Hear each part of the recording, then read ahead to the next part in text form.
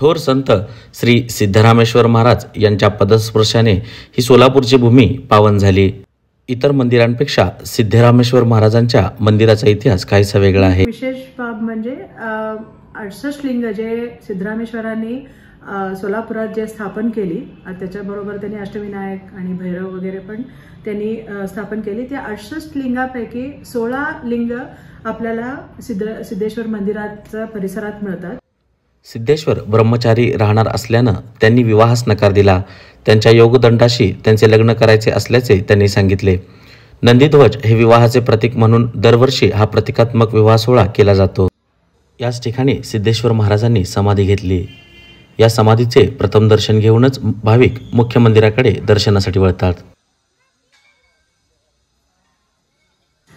तर सिद्धेश्वर मंदिराबद्दल सांगायचं म्हटलं तर सिद्धेश्वराचं मंदिर आणि सोलापूर हे अगदी एकमेकांशी जुळलेले आहेत। सोलापूर म्हटलं की सिद्धेश्वर मंदिर आणि सिद्धेश्वर मंदिर म्हणजे सोलापूर, इतकं ते दोन्ही एका ह्याच्यामध्ये घेतलं जातं नाव।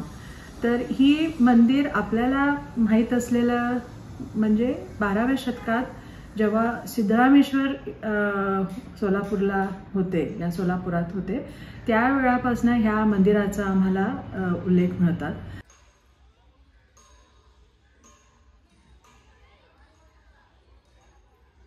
आर्किटेक्चरली बघतो तर असं लक्षात येते की त्याची जे आर्चेस आहेत म्हणजे कमानी आहेत या शालो डोम म्हणजे गुंबद आहेत पण बसके गुंबद आहेत, किंवा त्याचं जे कोरीव काम अगदी जास्त कोरीव काम नसतो पेशवाई वास्तू म्हणजे वास्तुकलामध्ये, तर तसं त्याचं दिसतो।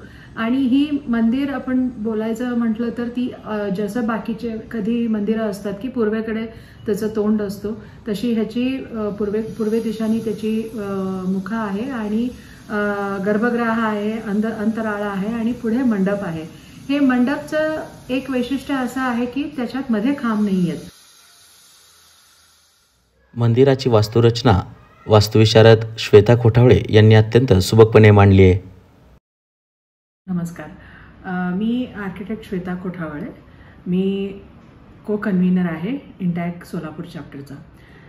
तर 1150च्या वेळी जेव्हा 7 वर्ष इथे अकाल पडली होती, त्यावेळी लोकांना रोजगार देऊन त्यांना हमी द्यावी अशी ह्याच्यानी चामला देवींना, देशमुखांपैकी होते, त्यांना ते सिद्धरामेश्वरांनी हे केलं की तुम्ही जागा द्या आणि ते आम्ही एक हे तलाव करून घेऊ, सो दॅट परत पुढे कधी अशी अकाल पडलं वगैरे तर माणसांना पाणी पण मिळेल आणि त्या कामातनं त्यांना रोजगार पद्धतीनं आपण त्यांना